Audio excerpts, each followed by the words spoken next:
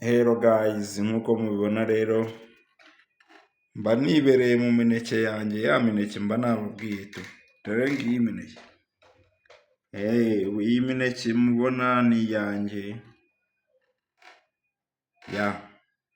mwareba ibintu byanjye mutabireba, n'ubundi ngiye mfite umuneke umeze neza, nzajya nirira imineke nkomeze mera neza.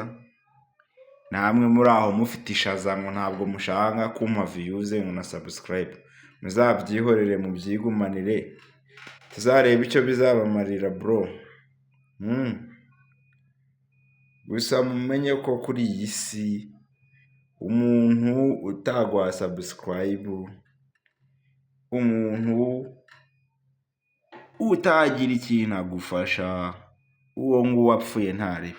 So ubwo rero nyine kuri ngewe mupfuye ntaribi kabisa, ko none ntacyo mwanyunguraga, ntacyo mwampombyaga, n'ubundi ndapostinga ntimubirebe, munyifuriza gupfa, icyo munyifuriza.